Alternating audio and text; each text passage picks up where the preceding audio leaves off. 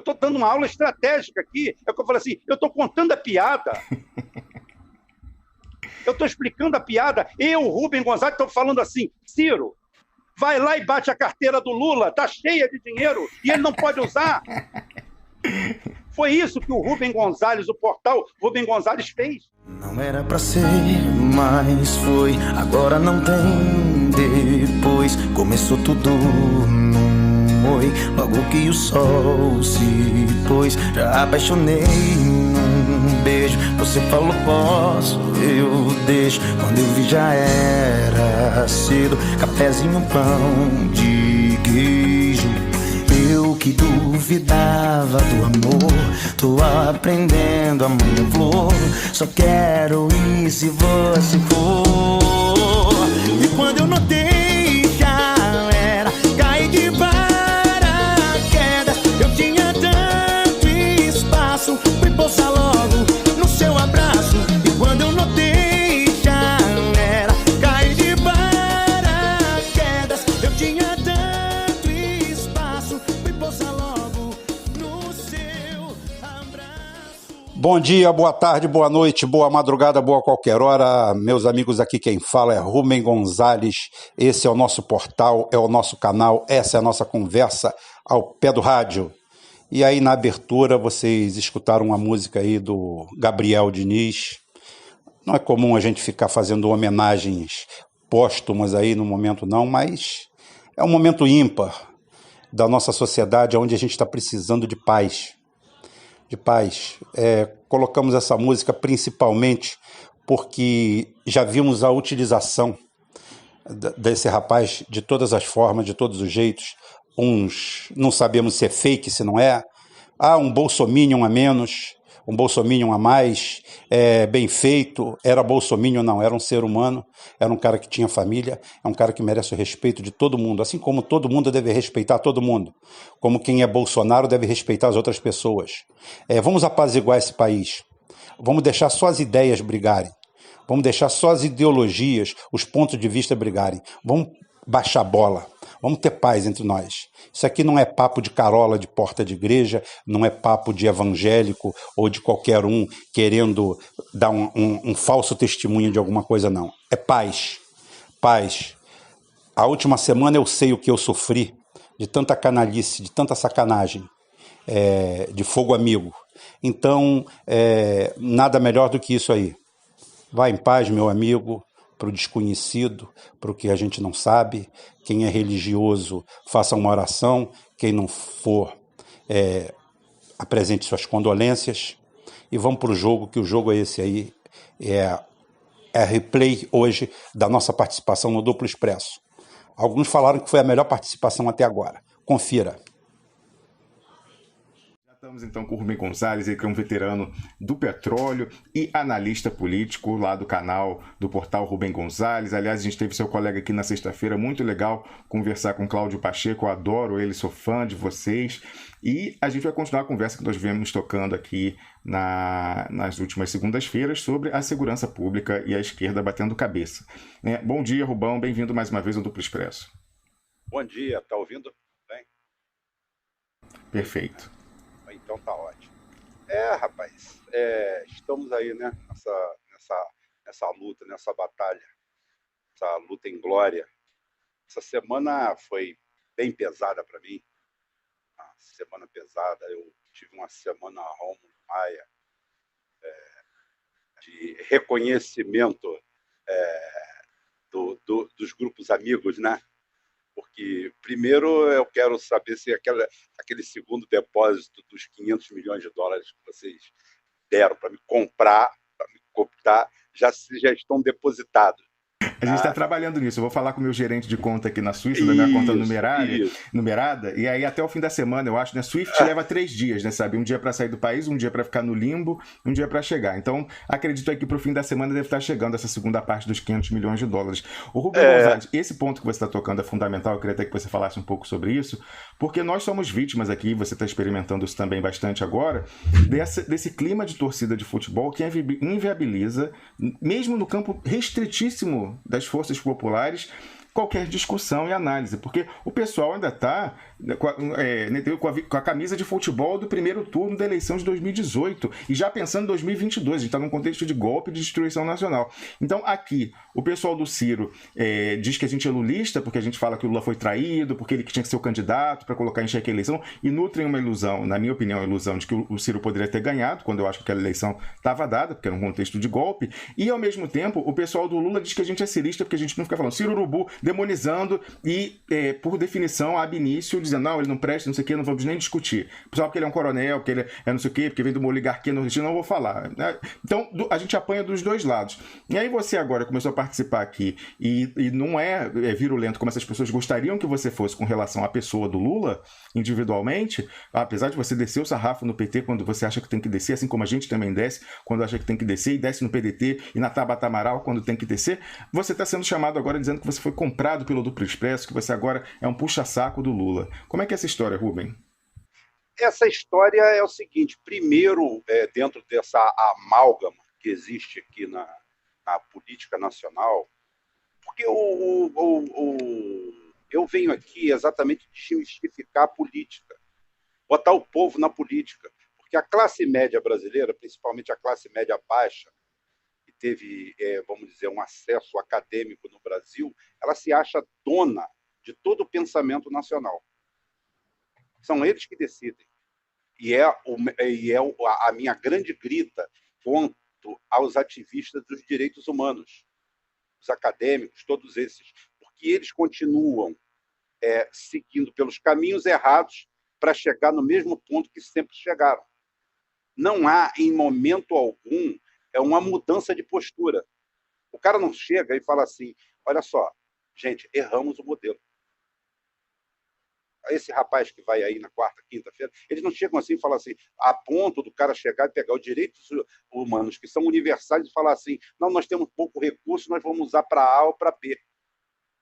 O segmento da sociedade é um todo. Você tem que chegar e falar assim, erramos. A esquerda não faz isso, porque a esquerda, a ponto de eu chegar e falar assim, gente, eu não sou esquerda nem direita.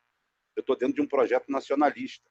Aí hoje, você vê que está se criando uma subcultura terrível, que é o Lula Minion, é o Ciro Minion, tá?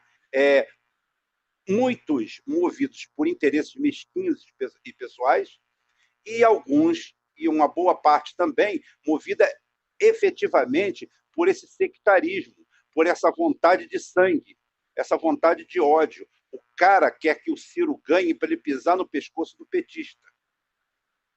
Ele está com a sensação de desforra. E aí eu vou falar aqui publicamente que eu não tenho rabo preso com ninguém.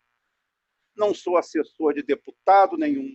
Não sou filiado a partido nenhum. O Ciro começa a jogar para essa torcida. Não sei se consciente ou inconscientemente. Eu vi a live dele o outro dia. Tudo que eu falei no meu grupo, aqueles espiões que tem lá, porque o meu supergrupo é muito ativo, são aproximadamente 3.000 a 4.000 mensagens trocadas por dia. Estou com 620 pessoas. Nunca tem atividade o dia inteiro. Se você entrar lá agora, dentro do Telegram, e é no Telegram, hein? É no Telegram, uma plataformazinha pequena. E o Cláudio, na sexta-feira aqui, falou que vocês estão preparando o site, né, portalrubengonzales.com, em servidores russos, né? Fazem vocês muito bem. Não, nosso negócio é tudo com... Se eu for para alguma manifestação, eu vou embrulhado na bandeira da Rússia. Porra, o filho da puta bota uma bandeira dos Estados Unidos, por que eu não posso botar uma da Rússia?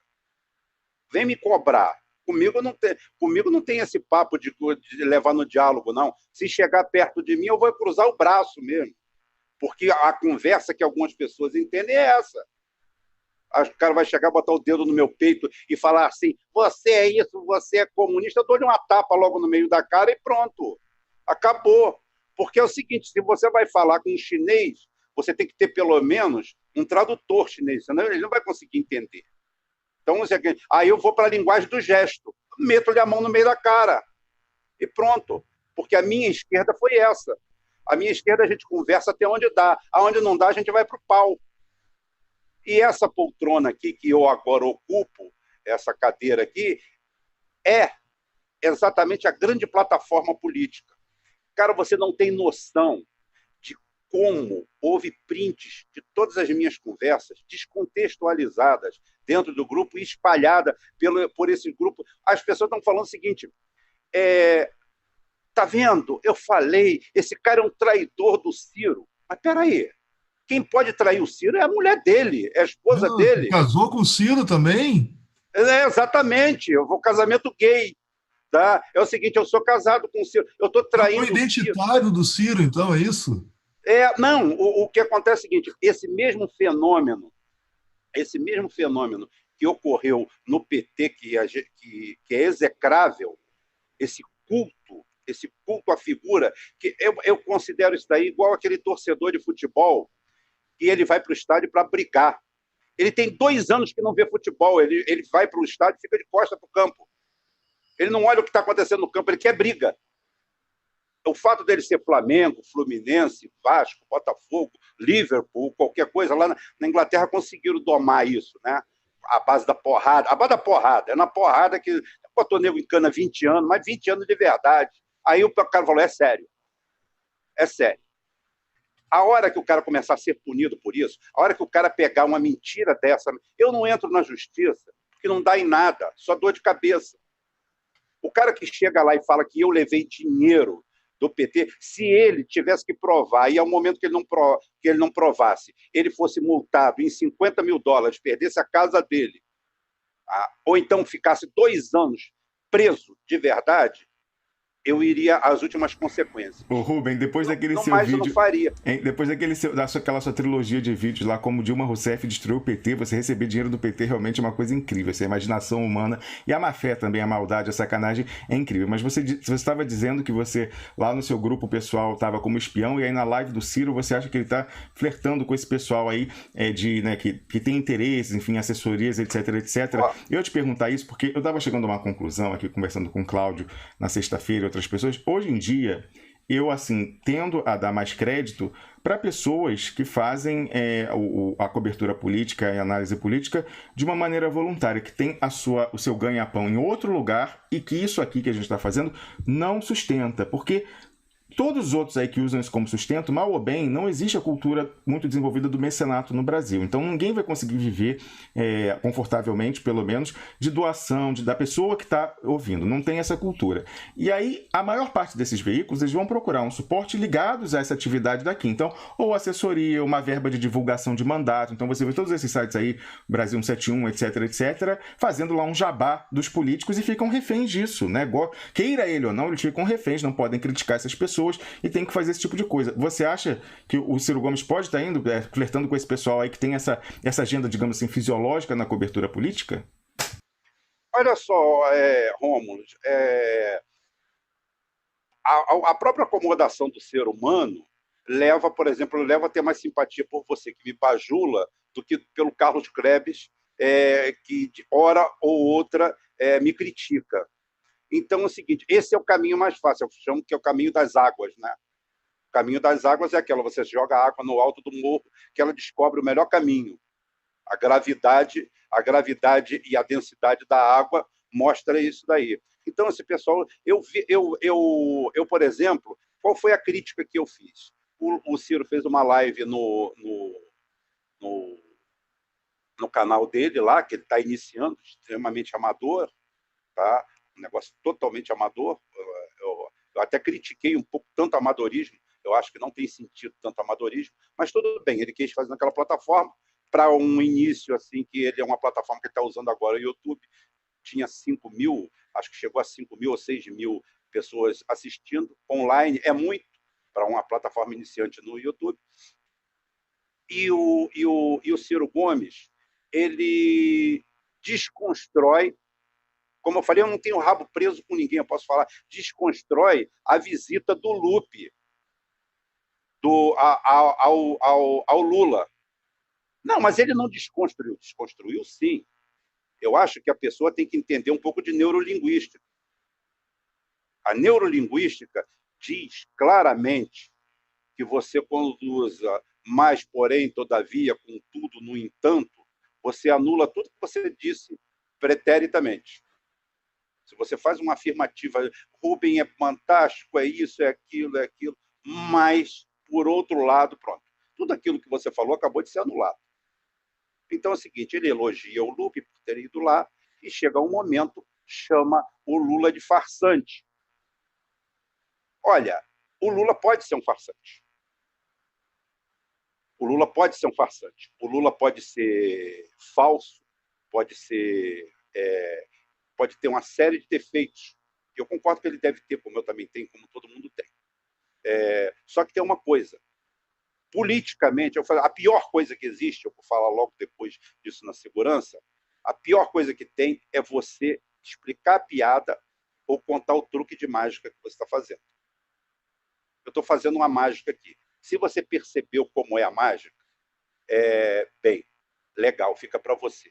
Se você não percebeu, fica com encanto. Então, as pessoas querem que você desenhe a mágica, como acontece. Eu não preciso... como simpatizante do Ciro Gomes, como achando que ele é o principal nome que a gente tem nesse momento para criar uma vela de resistência dentro disso tudo, por ser o maior nome. O Haddad foi uma figura imposta pelo Lula, colocada pelo Lula ou aceita pelo Lula. Aí é o seguinte, o Haddad não conta nesse cenário. A maior figura solta, livre, é o Ciro Gomes.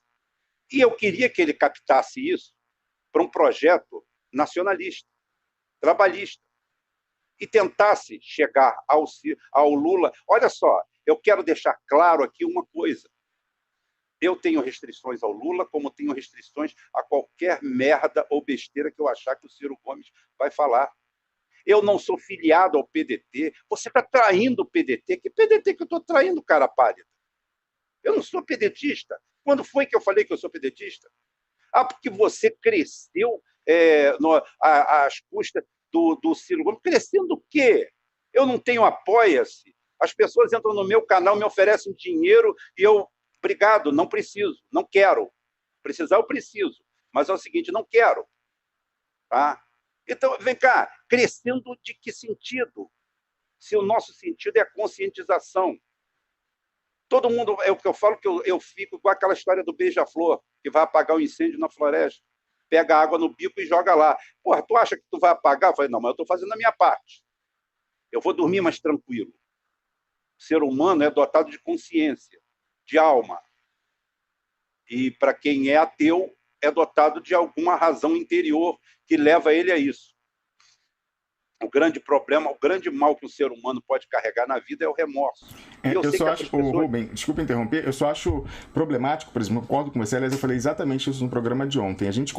Nós não conseguiremos viver com nós mesmos se nós não estivéssemos fazendo esse esforço de estar aqui fazendo das tripas coração, como você falou, porque isso aqui não traz nenhum retorno financeiro e é um desgaste emocional muito grande, até por parte desses ataques que a gente sofre.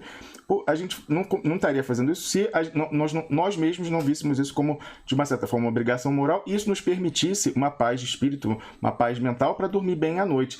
Agora, isso não dá para você fazer daí, fazer uma extrapolação contrário senso, como diria no direito, você tirar o inverso daí e falar, e quem está no golpe não tem paz de espírito, não consegue dormir à noite, como o Lula falou. Eu tenho certeza que o Deltan Dallagnol e o Moro não dormem à noite como eu durmo. Eu duvido, se bobear, eles veem a gente aqui fazendo isso e demonstrando o nosso desgaste e dão gargalhada, riso e tal. Não é porque você tem algum freios morais, esses tipos de ditames, que você pode extrapolar e se projetar em outra pessoa. Então não espere que essas pessoas que estão sacaneando os pobres, sacaneando, destruindo o Brasil, tenham remorso à noite. Nós devemos estar brindando ali com Veuve Clicquot, aí um champanhe bem caro, alguma coisa assim, né, Rubem? Não, isso aí não tenha dúvida. O principal trato, o principal traço do psicopata. Psicopata é um cara normal como eu e você. O principal trato é porque ele tem a total ausência de remorso. Então, essas pessoas são psicopatas. São sociopatas, são psicopatas, tá? E estão no meio da gente, vivem no meio da gente. Eu não estou dizendo que essa pessoa não durma bem, não. Ele dorme bem, porque aqueles são os valores deles. Os valores éticos e morais deles são aquele ali. O cara só pensa nele. Agora, o que eu quero dizer é que esse espectro é mais amplo do que parece. Abrange pessoas que estão ao nosso lado. A gente acha que isso daí é um monopólio da que a gente focou como direita. Que esse psicopata, esse sociopata está lá, ele está no meio da gente. Ele está com o canal aberto dizendo que é Ciro, ele está com o canal aberto dizendo que é Lula, e ele sofre do mesmo mal, da mesma doença. Ele só não está no mesmo lugar. Aí o cara chega e fala assim, porque você faz isso por interesse próprio. Qual o interesse próprio? Me aborrecer com a minha esposa? Me irritar com os outros? Meu filho virar para mim, pai, para com isso. Para você ter uma noção, Rubem, com toda a renda aí de YouTube e tal, não sei o quê, até hoje não pagou a metade do custo do computador desktop que eu tive que comprar para aguentar fazer esse tipo de transmissão. Então você vê, até hoje, nem o que a gente faz de investimento, não é só que a gente não ganha nada, a gente tira do nosso bolso, tenho certeza que você, o Cláudio, né, o Marcelo, o pessoal lá que te ajuda, todo mundo tem também assim, na verdade a gente até financeiramente tira do nosso bolso para poder viabilizar isso aqui que a gente faz como entendendo que é dever, né? Até um dever moral. Sim, tem a militância política, mas é um dever moral, porque a gente não conseguiria viver com as nossas consciências se a gente não fizesse isso, né? É verdade. A pessoa fala assim, olha, eu preciso de dinheiro, eu preciso de uma câmera nova, eu preciso de uma câmera turbo, assim. Bicho, você precisa de conteúdo. Você precisa de conteúdo. Não dá para comprar conteúdo. O cara coloca um monte de câmera, aí sabe qual é o programa do cara, Romulo? O cara abre o UOL de manhã cedo, olha 5 notícias. Tem um filósofo famoso aí na rede que faz isso. Ele pega 5 notícias, pega aquelas 5 notícias, cria 5 clickbait em cima dela. Aí o cara fala assim, subsecretário de Assuntos Especiais e Aleatórios do governo Bolsonaro pede demissão. Aí ele chega lá e fala assim, governo Bolsonaro nas últimas. Tá? Governo está derretendo. Impeachment no ar. O impeachment é aquela palavra mágica para esse pessoal como esponja. Mas por quê? É porque eles não estão preocupados em formar consciência, conscientizar, esclarecer. Até não fazem isso também porque não têm capacidade. Tá? Mas é o seguinte, a intenção deles é alimentar um grupo de Walking Dead, tá? Viciados, que vão ali como o cara que vai numa boca de fumo comprar uma pedra de crack. O cara acorda de manhã cedo, deixa eu ver o que o professor Girafales escreveu lá. O professor Girafales, todo dia, ele tem uma nota de ódio contra o Bolsonaro. Então eu vou lá. E o cara não perde viagem. Ô Rubem, esse pessoal aí com ejaculação precoce, digamos assim, sempre sendo Bolsonaro nas últimas, agora ele cai, agora vai, é interessante, eu acho que essa colocação que você coloca de que a pessoa ali é quase um dependente químico desse tipo de coisa, explicaria então ele está fora do seu estado mental, porque normalmente a gente pensa naquela metáfora, né, naquela fábula do Pedro e o Lobo, que ele mente, né, ele vai falar, tá chegando o lobo, aí, né, o pessoal vai, não, é mentira, tá chegando o lobo, não, é mentira. Aí no dia que efetivamente o lobo tava vindo atrás dele, vai, tá de sacanagem, né, e deixam lá a porta fechada e ele morre devorado pelo lobo. Então, esse pessoal que tá aí desde há 6 meses dizendo, agora o Bolsonaro cai essa semana, não sei o que e tal, só realmente um estado mental alterado para permitir que essas pessoas continuem indo lá quando um cara faz um clickbait, né, uma isca para clique, com um título desse totalmente exagerado, para dizer o mínimo, né? Não, isso daí é todo dia. Se eu te passar os links, você vai lá, agora você vai ver isso. É abordagem totalmente isso daí quando o negócio não é fake news direto. Agora, o pessoal não tem senso crítico daquilo ali. Aquele pessoal que vai lá, eles vão sabendo que vão encontrar aquilo. É inconsciente, é a mesma coisa. Você conscientemente fala assim, porra, você não está vendo que a droga está te destruindo? Realmente está me destruindo. Mas eu necessito. Então o cara necessita aquilo ali. Aquilo ali é a carga. E pior que o cara começa a se achar especialista em política. Teve gente no Brasil que acha a política é uma ciência totalmente inexata. As relações humanas, em todos os sentidos, é política pura. Tudo. Você negociando com seu filho, você negociando com a escola, tudo. A política permeia a nossa sociedade de cima e embaixo. Aí o cara chega e fala assim, não, porque eu sou filósofo, eu tenho 30 diplomas aqui, o caramba, eu sou... Você pode ser tudo isso aí e não entender absolutamente nada de política. Mas o cara usa aqueles predicados, não, eu vou lá porque fulano sabe das coisas, fulano é isso aqui, fulano é aquilo ali, e a pessoa vai lá para pegar aquilo ali, o extrato. Aí você vê, desde a primeira semana, eles estão derrubando o Bolsonaro. Ontem, por exemplo, você lembra que eu fiz aquele negócio, dia 26 é o dia do não fico. Tá? Eu fiz um texto sobre isso aí, circulei lá no meu portal, no Telegram. É o dia do não fico. Isso quer dizer que ele vai cair? Não. Isso quer dizer que ele está totalmente fragilizado e na mão de terceiros. Eu acho que ele entrou no ciclo Dilma, aonde o cargo dele é praticamente representativo de nada, na mão de terceiros, e esses terceiros vão manobrar e fazer o que bem entender. Se achar que é melhor derrubá-lo, vão derrubá-lo. Se achar que é melhor deixar ele ali, vão deixar ele ali. Tivemos um problema aí com o sinal do Rubem, congelou, ele deve de repente ter recebido uma ligação. Voltou, Rubem, pode falar, tinha interrompido aí um pouco, tinha congelado, pode falar. Ah, tinha? Então é porque eu estava parado demais há muito tempo. Bem, eu repetindo aí, eu não sei se saiu, a situação que o Bolsonaro entra na era Dilma, muito cedo, entra na era Dilma, ou seja, quando o mandato não mais lhe pertence. Se ele vai ficar um dia ou cumprir o mandato, já não emana mais do Bolsonaro. Por quê? O Bolsonaro antecipa um plebiscito e dá o poder de julgamento desse plebiscito para a Globo. Tão burro que ele é. É muita burrice. Eu falo assim, tem hora que a burrice parece estratégia, porque não pode ser só burrice. E é o que acontece com ele. Ele pega o mandato dele sem necessidade nenhuma, apenas por uma passeata legítima, democrática, dos estudantes. Ele, ao invés de tomar medidas mitigatórias em torno daquilo ali, vendo isso aqui não pegou muito bem. Vamos mexer aqui, vamos mudar aqui, vamos anular isso aqui, vamos rever isso aqui. Não. O grupo que apoia ele... eu fiz um texto, inclusive, falando isso, comparando com o Rio Centro em 81, quando perguntaram para o Figueiredo o que foi aquilo. Ele falou, cara, eu não sei o que foi, honestamente. Eu só sei que é o seguinte, se foi do lado dele, não podia ser mais inteligente. Se foi do nosso lado, não podia ser mais burro. Tentar um atentado, né, em 81, em pleno período da abertura. Mas era a turma lá oriunda de Eduardo Gomes ainda tentando dar um golpe dentro do golpe. E isso daí ocorreu, Silvio Frota tenta em 77, Geisel corta as pernas dele, e esse pessoal ficou... O grande problema é que é o seguinte, o próprio Bolsonaro mostra isso aí.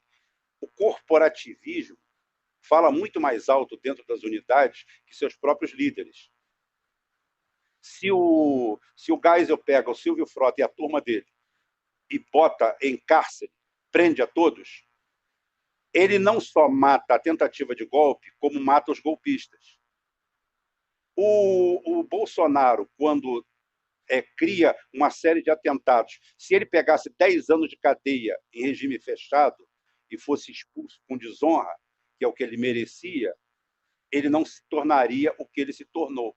Aqui está sempre se passando pano dentro das corporações. Olha, Rubem, muito bem lembrado isso que você falou, e foi pior ainda, porque não só eles, quando desarticularam ali a questão do Silvio Frota, isso tudo vem de um grupo que chama, o Piero Leiner tem falado sobre isso aqui, uma tal de centelha nativista que surgiu ali naquela época desse pessoal linha dura, e aí sabe o que eles fizeram, que eles acharam que era boa? Falou, não, essas células estão formadas aí, então vamos desbaratar as células e colocar assim, um em cada estado da federação. O que eles fizeram? Metástase do câncer. Então esse pessoal foi para o Brasil inteiro e formou a célula local principal dessa centelha nativista, e é esse pessoal do Brasil acima de tudo, né, Deus acima de todos, era o slogan desse lado dos paraquedistas, eles pegaram isso para esse grupo centelha nativista, e isso espalhou, e aí esse pessoal que teoricamente foi derrotado em cima, ficou apto espalhado para contaminar toda a base, e a gente vê o reflexo nisso hoje. Então você tem razão, o corporativismo aí falou mais alto, em vez de fazer, aí como você falou, um expurgo, né, que nem o Stalin fez um expurgo lá no Exército Vermelho, em vez de fazer isso, não, o pessoal deixou, espalhou e permitiu que eles ficassem aí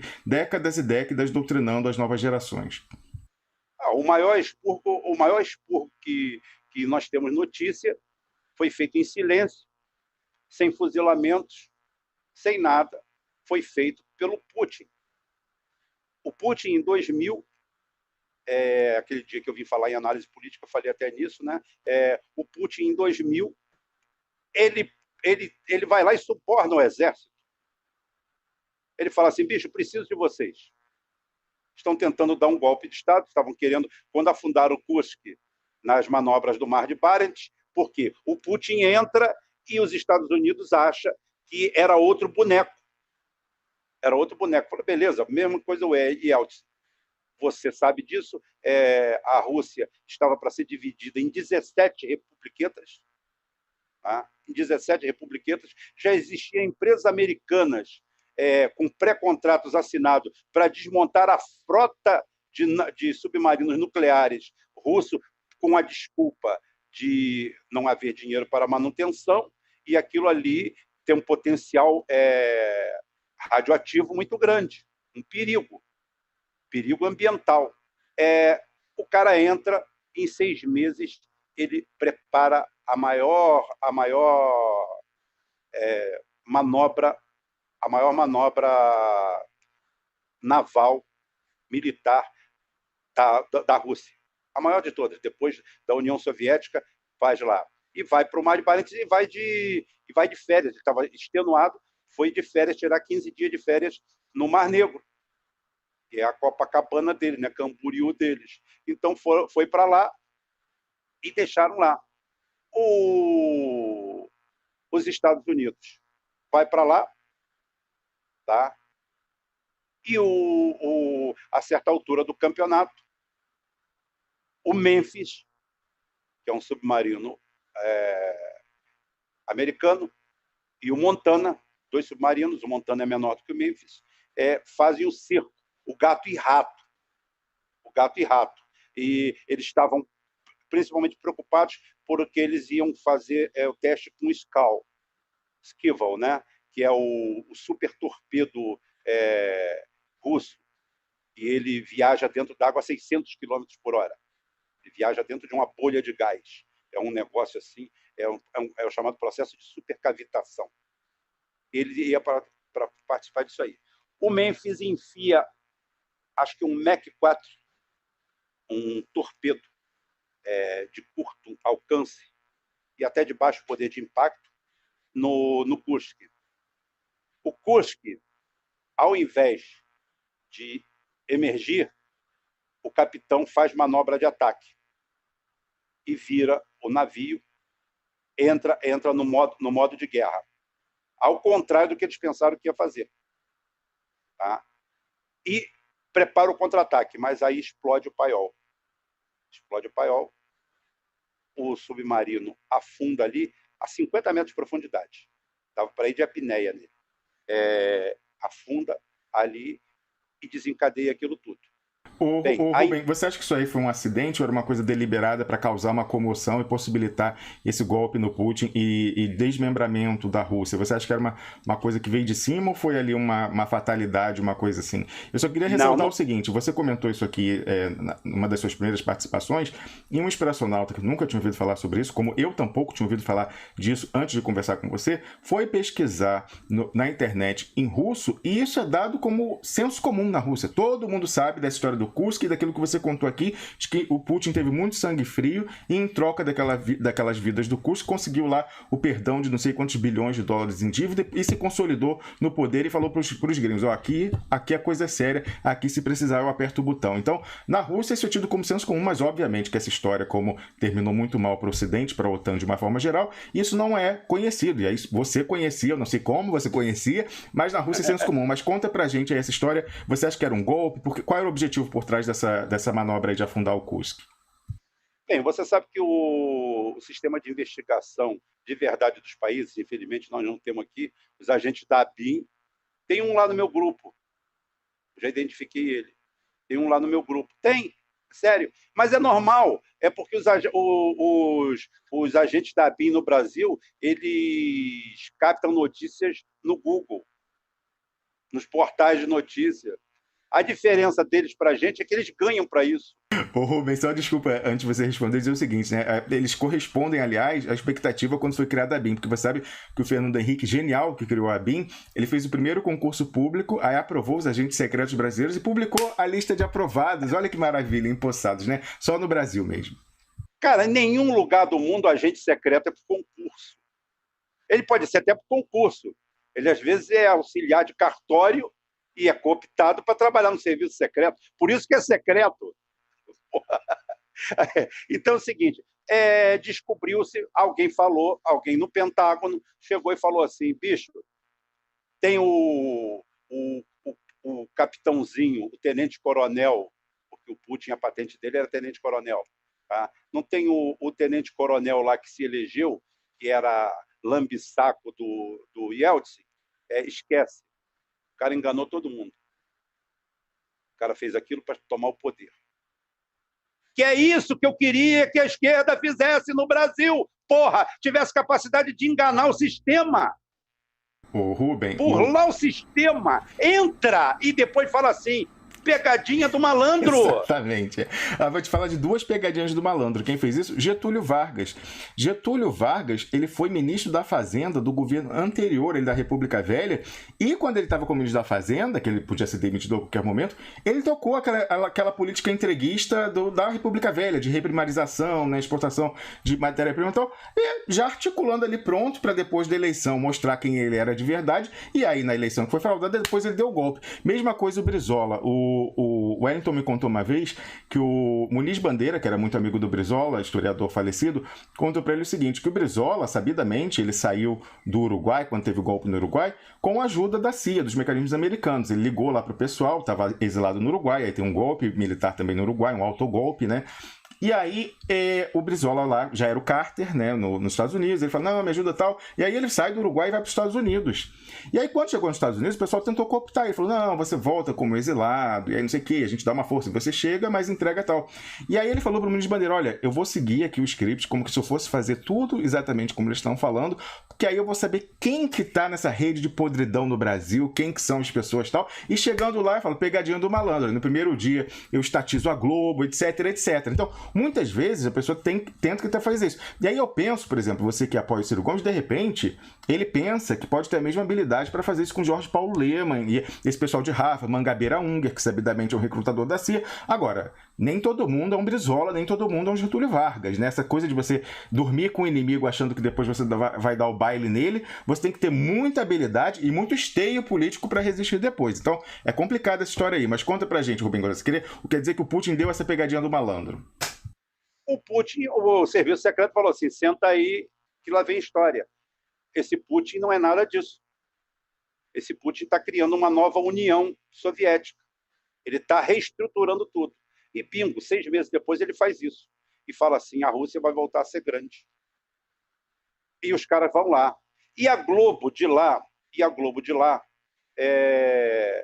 pega nele de 6 horas da manhã a 10 horas do dia seguinte. 28 horas por dia. Tá? Começam a arrasar com ele. Tem vídeo, eu vou ver se acha um vídeo e te mando. A repórter, mas massacrando, botando a opinião pública toda. O Putin junta o alto comando, dá 160% de aumento na canetada para os militares. Comprou todo mundo, comprou o alto comando. Quanto tu quer? É isso, é isso, é isso, é isso. Tá? No dia seguinte, bota a polícia secreta todinha, que ele conhecia como a palma da mão, começa a entrar aí dentro de redação, começa a meter o pé na porta.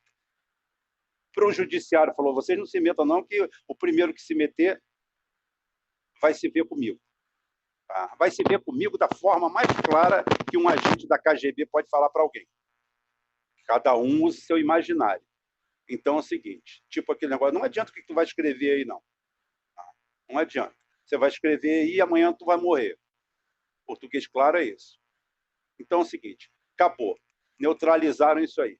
Só que nesse dia, o Putin pega o alto comando dele e cria um plano estratégico de 10 anos. Tá? Quinquenal, 5 e 5. E em 2008, 2009, essa primeira parte está pronta. Ele reduziu em 50% o tamanho da máquina de guerra russa, eliminou 60% de todos os cargos de militares de média e alta patente. No caso dos majores, 70% do cargo de major foi extinto. Fez uma limpa. Só que tem uma coisa, fez uma máquina de guerra. Uma máquina de verdade. Hoje os Estados Unidos lembra exatamente o Império Romano nos seus estertores. Tinha tamanho, tinha dinheiro, agora sobrava corrupção, sobrava falta de interesse, falta de foco. Criou funcionário público pelo mundo inteiro, na pior acepção que a palavra tem de funcionário público. O cara está lá, os Estados Unidos têm 800 bases pelo mundo, tem 500 mil soldados pelo mundo, tem 13 dinossauros, porque o porta-aviões é uma máquina de guerra tão anacrônica que até a Argentina acertou. A Argentina com a guerra. Eu tenho, não sei se você viu, eu tenho um vídeo sobre a Guerra das Malvinas. Isso eu não vi, não. Vou ver, eu queria saber. Quero ver isso, com certeza. Eu tenho um vídeo sobre a Guerra das Malvinas. Agora, tem aquela história que você não pode confiar em ninguém da OTAN, né? Porque os franceses parece que eles sabotaram os mísseis Exocet que os argentinos tinham, né? Na hora, eles tinham um impacto mecânico, mas não explodiam, né? Não, não, é o seguinte, ele precisava ser codificado. Eles estavam em processo de codificação. E a OTAN pressiona a França a entregar os códigos. Porque a partir do momento que você tem os códigos, você pode entrar com a contramedida, tranquilamente. E a Argentina entrega. Mas aí você sabe que a turma do Mossad é foda, né? Botou dinheiro, o sionista gosta, não adianta. Existe um grupo de ex-agentes do... Eu falo que é o seguinte, se você quiser fazer um atentado público, se você quiser fazer uma guerra, você vai em Londres. Tem aquele bando de escritório mal disfarçado, de agência disso, agência daquilo, que na realidade ali não tem bandeira. Ali é o seguinte, tem ex-agente da KGB, ex-agente da CIA, ex-agente do SAS, tá? Todos eles estão lá prontos para fazer qualquer coisa, até para derrubar avião de ministro aqui no Brasil. Tá? Eles fazem de tudo, eles são muito bons nisso aí. Então é o seguinte, esses caras recodificaram os Exocet. O problema é que a Argentina tinha 4 ou 5 mísseis. 4 ou 5 mísseis.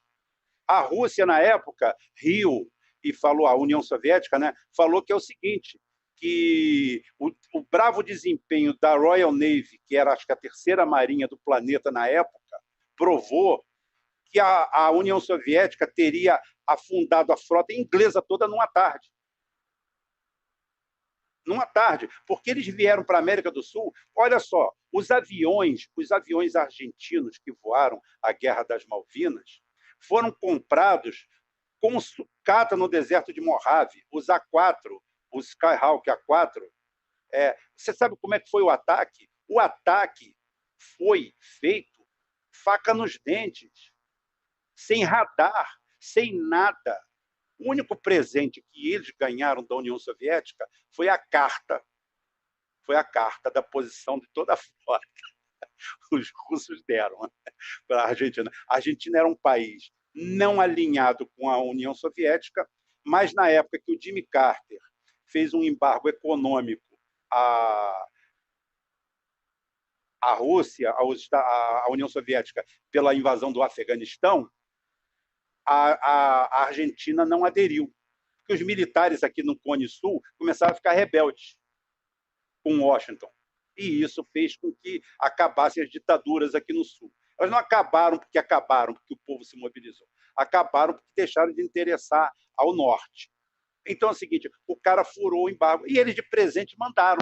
Falaram assim, olha só, o que eu posso fazer por vocês para não entrar na guerra e fazer um negócio é o seguinte, olha, está aqui o Invincible, está aqui o Hermes, está aqui todos eles. Deu a carta para eles. E aquilo chegava, tanto é que é o seguinte, tem um vídeo que mostra que o cara estava de folga e o cara é chamado às pressas para Comodoro Rivadavia, que acho que era onde era a base do Superintendente, para fazer um voo emergencial. Foi quando eles pegam o Invincible, que eles acertaram o Invincible. Se eles tivessem dois mísseis, eles teriam afundado o Invincible. E outra coisa, metade das bombas argentinas não explodiram. Porque as bombas estavam com falha. Não é bomba de falha, porque não eram bombas para aquilo ali.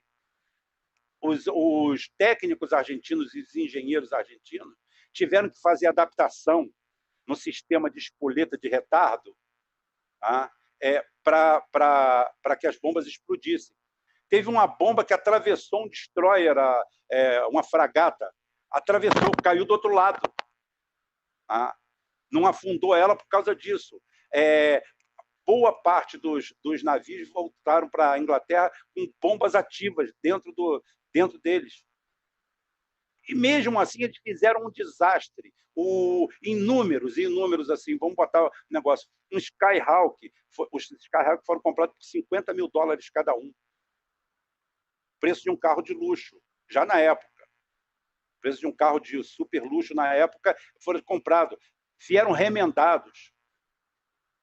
E aonde você fica assim espantado, o pessoal fica falando que o argentino é um cara ativamente na política mais ativo que o brasileiro. Porra nenhuma, é um merda igual o brasileiro.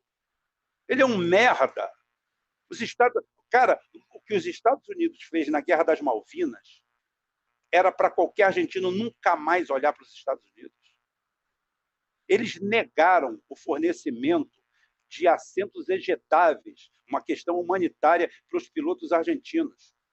Os Skyhawks usam um assento do ejetor Martin Decker. Tá? E eles pediram compra. E mesmo a Argentina sendo parte da OEA, de tudo isso aí, eles negaram a venda disso aí, de material humanitário. O piloto argentino ia sabendo que ia morrer, porque eles não tinham nem mísseis A-RA para enfrentar o Harrier, que é um avião de merda. O Harrier é um avião de bosta. Mas só que tem uma coisa, os caras não tinham condições, eles iam um ataque. E eles só tinham 5 minutos de combustível na área. Tinha que voltar no meio do caminho, ser reabastecido pelo Hércules e voltar. Teve um caso de um avião argentino, de um tenente, que o A4 dele recebeu um rombo no tanque e ele pousou conectado é uma coisa inédita, conectado no avião abastecedor. O avião abastecendo, o combustível caindo do outro lado, e ele foi até chegar a 15 quilômetros da base, desconectar e pousar. Esse aí pilotava mal, hein, Rubem? Porra! Não, outra coisa, né? A escola argentina, fantástica. A escola argentina foi toda ela capitaneada pela Luftwaffe. A gente sabe da relação que existe entre os alemães nazistas e o regime de Perón. Todo mundo sabe disso. Não é segredo para ninguém. Inclusive, a Argentina, em 1949, faz o lançamento do primeiro avião a jato de reação próprio. Não sei se você sabia. Não. A Argentina construiu um avião. Existe, está lá no Museu Aeronáutico deles, é o PUC, tá? PUC é um nome indígena, esqueci o que quer dizer. Então é o seguinte, eles fazem o PUC 1, 2 e 3. Inclusive, o projetista é nada mais, nada menos que o projetista da Focke-Wulf, que faz o FW-190, que é considerado o avião mais eficiente da Segunda Guerra Mundial. Tá? Esse cara que vai para lá. E em 1955, quando dão o golpe em Perón, eles destroem tudo. Então, você vê que os nacionalistas já atuam na América Latina há muito tempo, né? Eles destroem aquilo ali, acabam com a fábrica de aviões, acabam com o PUC, com o projeto. Foram feitos, acho que, 5 protótipos.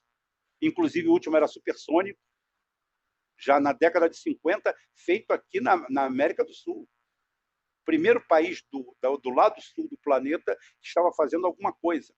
E é destruído, e em troca os Estados Unidos manda 60 aviões F-86, sobra da Guerra da Coreia para a Argentina. A gente sempre se vendendo por espelho, né? Sempre, é isso aí. Sempre. É isso aí, Rubem. Isso voltou lá no seguinte, a gente, só para voltar o link lá. Era isso que eu ia te pedir, porque assim, a gente tem mais 5 minutos para concluir a nossa conversa, então vamos agora, a gente entrou numa digressão, eu acho interessantíssimo, tenho certeza que a maioria dos personagens também, porque você, a enciclopédia, e logicamente, quando você vai contando uma coisa, você lembra de outras coisas interessantes. É que nem quando a gente está lendo a Wikipedia, que você vai abrindo o link, aquelas várias tabs, aí agora a gente tem que voltar para a tab original. Vai lá, Rubem. Eu vou só botar o Putin, porque é o seguinte, a segurança pública essa semana acabou. Vai ter que ficar para a semana que vem. Vamos fazer igual o programa Fajuto de domingo. Isso aí. Para tudo, daqui a pouco chega. Para tudo. O Putin fez gulag sem gulag.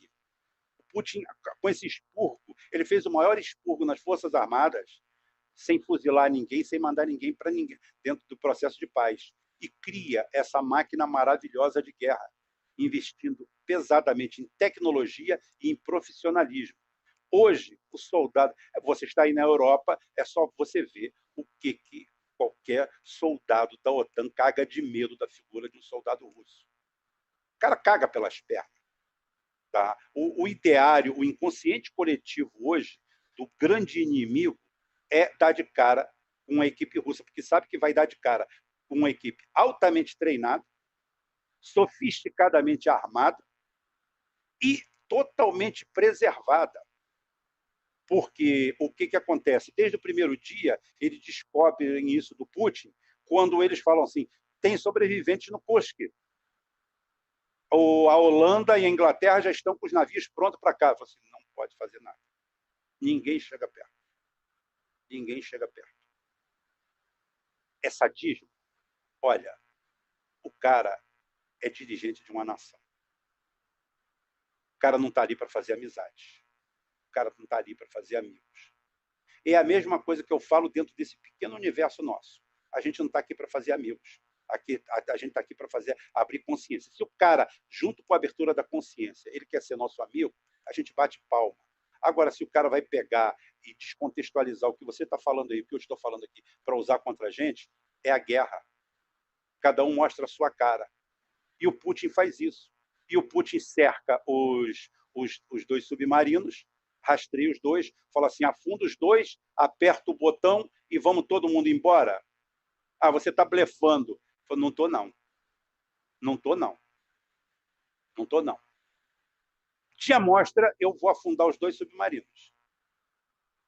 E do outro lado, o pessoal treme, porque já viu que o americano e a OTAN com o seguinte, eles são muito bons no pôquer. Mas quando alguém paga para ver, eles tiram o pé. Porque é muito fácil a gente guerrear na casa dos outros. É muito fácil. É porque eu falei assim, quem vai ganhar a guerra comercial entre a China e os Estados Unidos? Bicho, pega suas cuecas e aposta na China. Pega tudo que você tem. Toma o brinquedo do seu filho e aposta. Se está na roleta, pode apostar tudo na China. O povo chinês passou fome até o outro dia. Morreram aos milhões. Eles sabem o que é vicissitude. Está na história dos macacos, do banho frio. Eles não tomaram banho frio, mas sabem o que é. O americano está acostumado com o American Way of Life. A única guerra que eles tiveram foi uma guerra entre os senhores do Sul e os senhores do Norte, aonde pegaram os pobres dos dois lados e botaram para se matar, que foi a Guerra da Secessão. Ninguém ali tinha objetivos nobres. Ninguém. Então é o seguinte, fizeram lá uma batalha lá entre eles, se mataram e pronto. Mas foi tudo interno. Eles não sabem o que é um país opressor entrar dentro do seu e bombardear suas cidades. Você imagina Los Angeles embaixo de uma chuva de mísseis. O cara tendo a vidazinha dele lá tranquilo, em São Francisco, fumando baseadozinho dele numa boa, lá tranquilo, aquele sol maravilhoso daquela território roubado do México. Tá? Que maravilha, está todo mundo bem, padrão de vida está alto, está tudo bem. Você imagina uma chuva de mísseis de graça no teu lombo. Você quer isso? E o Putin falou o seguinte, eu faço isso com vocês. Vem aquela história do Fidel Castro, naquela entrevista que você deve lembrar ao Roberto Dávila, acho que em 1990, que o cara fala assim, os Estados Unidos não consegue colonizar a gente, não consegue subjugar a gente. Aí o Roberto Dávila fala assim, mas eles podem destruir vocês. Eles podem destruir a gente. Agora, subjugar, botar a gente de joelho, não. A gente morre primeiro. A gente morre primeiro. Então foi isso que o Putin falou assim, não estou preocupado se isso aqui vai acabar, não. Eu estou dizendo para você que aí vai acabar. Se preocupa comigo, não. Está preocupado comigo? Se preocupa com você. E jogou de volta, e está aí a história da Venezuela. O Putin falou algum segredinho. Eu em janeiro fiz um vídeo e falei assim, Putin fica, o Maduro fica. Maduro não cai. E todo mundo, porque a Tabata Amaral já tinha comprado até um modelito para a posse do Guaidó. Ah, já estava prontinha para ir para lá. Pronta. Aí é o seguinte, o que aconteceu? Eu virei e falei assim, não cai. Não cai porque o Putin já cantou a pedra. E o pessoal sabe que o Putin já falou e faz.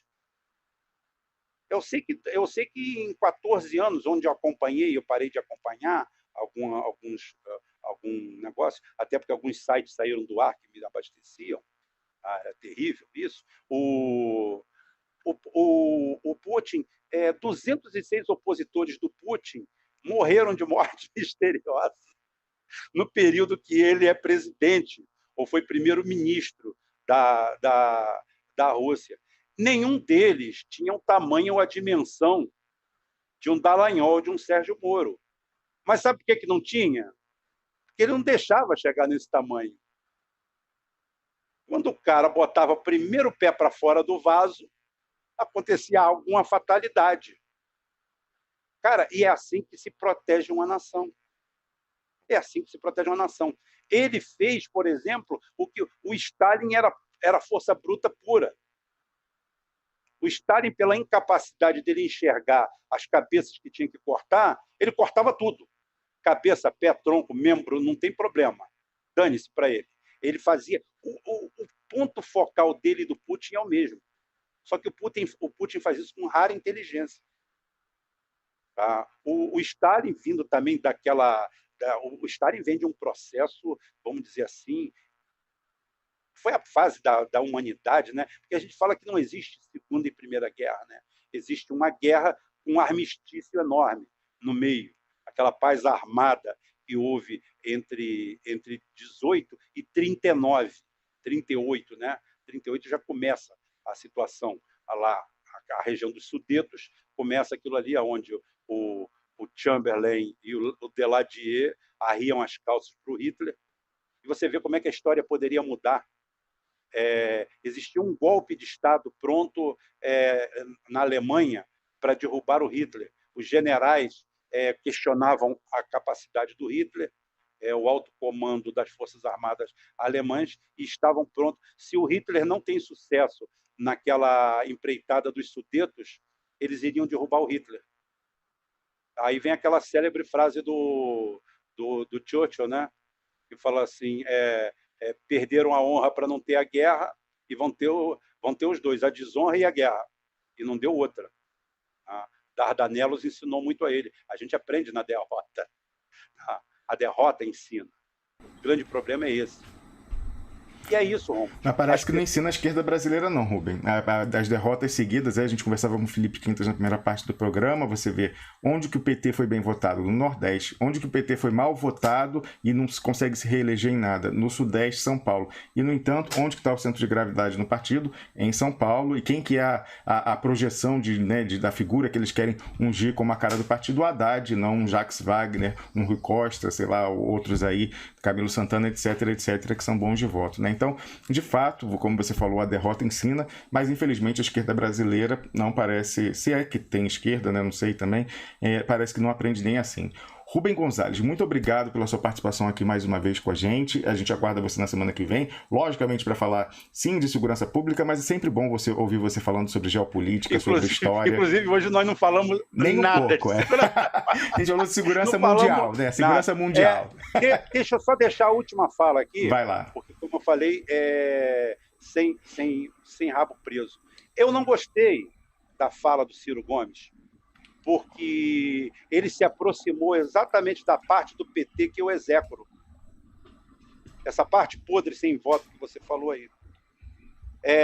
Eu vi ele falar mal do Lula, até aí tudo bem, faz parte do negócio, mas eu não gostei do formato da fala. Hoje, politicamente, se você que está num processo e você quer ser candidato e você quer liderar um país, você tem que saber que você tem que engolir sapos, você tem que fazer acordos, tem que fazer acertos. E se você conseguir fazê-los dentro do seu campo ideológico, que é mais ou menos o caso, melhor ainda. Mas eu vejo ele apostando as fichas nesse PT podre que está aí, nesse PT jurídico. Achando que vão entregar a cabeça para ele para ser o rabo. Isso que, assim, eu não consigo entender. Eu ouço de fonte assim, inquestionável, que é amigo meu de décadas, dizendo, olha, é uma pessoa inteligentíssima, não existe pessoa mais persuasiva que ele. Aí não é possível, ele precisa conversar com o Luiz Moreira, para o Luiz Moreira explicar para ele qual é o projeto de poder do PT jurídico de décadas, desde os anos 90, para esse pessoal aí, Cardoso, Tarso Genro. Agora que eles conseguiram o PT, eles acham que eles fizeram isso tudo de décadas para entregar e falar, não, a gente quer ser o vice, Ciro, você não dá, não é possível que ele creia nisso. Mas olha só, mesmo que seja, vamos dizer que eles se juntem e falem assim, não, tudo bem, vai você. Não vão ganhar. Não vão ganhar, porque é o seguinte, olha só, eu já fui coordenador de campanha política no PDT, eu entrei no PDT em 82 e saí em 94, e parei com política. Eu sou do PDT daquela época, hoje eu não tenho nenhum posicionamento político em relação a isso aí. Então é o seguinte, eu não estou traindo ninguém porque eu não sou casado com ninguém e não sou assessor de ninguém. E contesto quando o Ciro Gomes fala que foi traído pelo PT. Mais porrada. Isso aí vai custar mais uma porrada e você vai ter que me dar mais 500 milhões de dólares. Tá? É o seguinte, o Ciro Gomes pode ter sido enganado pelo PT. Foi. Traído ele te lançar candidato e te puxar a cadeira. Em 2010, imagina que em 2010 você é casado com uma pessoa e você descobre que ela está te traindo. E você perdoa essa pessoa. Em 2014, você descobre isso de novo. E você continua com essa pessoa. Tá? Aí, em 2018, você quer chamar ela de vagabunda, de vadia. Mas, peraí, você aceitou aquilo. Então, você foi enganado conscientemente. Então, você não pode acusar ela de ter te traído. Então, eu acho que o Ciro não tem que... O Ciro teria que virar essa página e fazer exatamente isso aí. A grande união nacional das forças trabalhistas e progressistas para isso aí. E não se consegue isso botando o Lula de lado. Ele deveria saber que o Lula, só em dizer o nome, só em falarem que o insípido inodoro Haddad, um cara que tomou um pau para a Prefeitura de São Paulo, saiu humilhado, era candidato. Porra, o Haddad passou como um trator por cima do Ciro Gomes. Porra, o Lula não tem peso? Eu estou dando uma aula estratégica aqui. É o que eu falei assim, eu estou contando a piada. Eu estou explicando a piada. Eu, Rubem Gonzalez, estou falando assim, Ciro, vai lá e bate a carteira do Lula, está cheia de dinheiro e ele não pode usar. Foi isso que o Rubem Gonzalez, o portal Rubem Gonzalez fez. Não, e está sendo batida, Rubem, esse que é o pior, está sendo batida, e a gente sabe que lá no ano passado o Lula tentou, pediu lá para o Ciro Gomes, pediu para o Roberto Requião, pediu para o Luiz Moreira. Mas eu enterro o processo todo, eu começo vida nova, eu esqueço tudo, tá? Discutimos relacionamento, foi para isso que ele chamou, para ele ir lá na cela dele. Vamos discutir relacionamento, esquece o que passou. Eu te traí, você me traiu, eu falei mal de você, você falou mal de mim, você me chamou disso, eu te chamei daquilo, esquece. Aí você é o seguinte, você vai chegar e vai jogar fora esse capital todo, político, tudo isso aí, achando que o brasileiro de verdade que vota é aquele brasileiro que anda pela rede social de classe média baixa, que se acha dono da verdade. Nós, você, nós representamos 2%, 3% da população. Quem decide essa eleição, o cara acha que... eu tenho raiva do Bolsominion. Eu falei, eu tenho raiva do Bolsominion, eu tenho raiva do Lula Minion, eu tenho raiva do Ciro Minion, eu tenho raiva de todos esses aí. O meu foco é o eleitor anônimo que está em casa preocupado com a vida dele. É esse cara que tem que ser cooptado. E no meio desse povo, ninguém tem mais voto do que o Lula. Eu conheço um monte de PM que vota no Lula e não suporta o PT. Tem ódio do PT. Se você falar em Marcelo Freixo, perto dele, o cara quer briga, espuma. Se você chamar de Lindenberg, ele chama de tudo quanto é nome. Aí no Lula eu voto. No Lula ele vota. Tá? Então é o seguinte, o que acontece? Você pega esse cara com esse capital político e você faz isso aí, você não viu o que ele é capaz? Agora eu, Rubem Gonzalez, tem que chegar e falar assim, Ciro Gomes, o Lula está com a carteira cheia de dinheiro, preso num lugar, vai lá e bate a carteira dele, bicho. Depois você, por caridade, pega 2 moedinhas dessa carteira e dá para ele, que é o que o Lula está precisando hoje. Um pouco de dignidade, se aposentar, ir para curtir sua vida, curtir seus netos, sua família. É a única coisa que você precisa dar para ele de volta. Tá? Dá uma cadeira de balanço para ele cuidar da vida dele tranquilo. Ficar como consultor político, sendo lá, sendo bajulado, como o pessoal bajula esse bandido desse FHC, esse ladravaz. Você vê só, o Lula, por causa disso aí, o cara só numa negociata da Petrobras leva um apartamento de 60 milhões de reais. E está tudo bem. E tem apartamento do Trump Tower, e compra apartamento para amante, para amiga, para namorada, e está tudo bem. Quem é esse cara? O cara tem uma aposentadoria de 20 e poucos mil reais. É com esse dinheiro que ele faz isso? E a sociedade está aí tranquila. E o próprio Ciro Gomes está quieto contra isso. Por que ele não fala isso também? O pessoal fica aí batendo tambor aí para o FHC.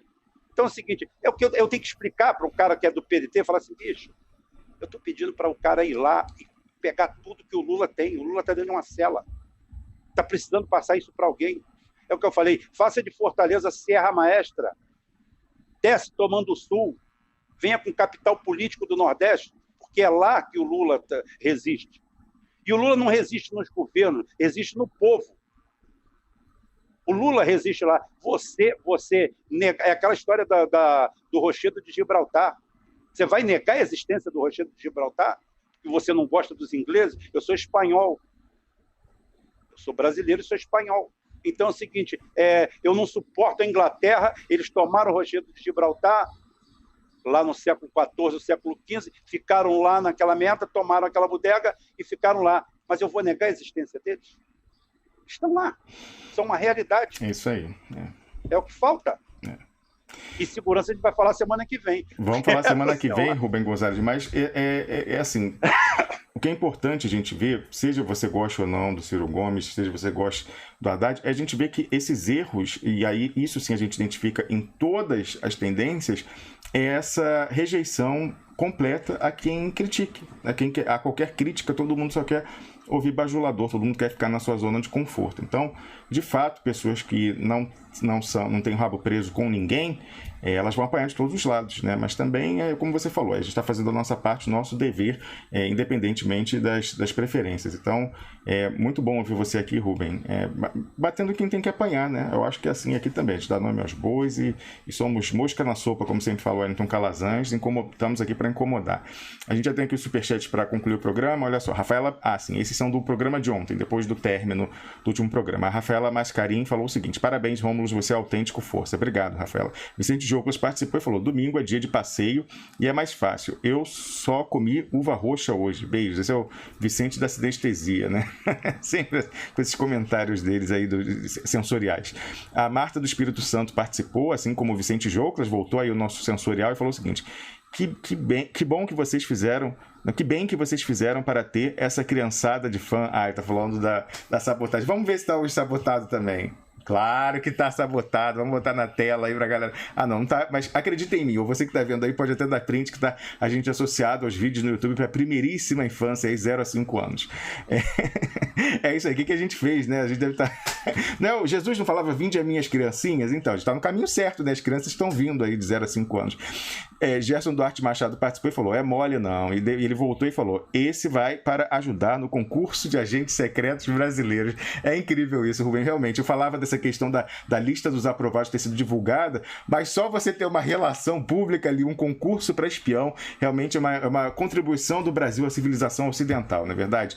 Rubem Gonzalez, obrigado aí pela sua participação. Agradeço também ao Felipe Quintas, que participou na primeira parte do programa, ao Carlos Krebs pela parceria na apresentação, ele teve que se retirar aí pelo compromisso profissional dele. Agradeço ao pessoal na produção, Mayra Valente, o York, Camila Govidice, Patrícia Vauquier, e a gente volta amanhã a partir das 6 da manhã com a Enildo Rix, a Thaís Moia e o Piero Leifner aí. Fala muita coisa pro Piero comentar amanhã, hein? Até lá!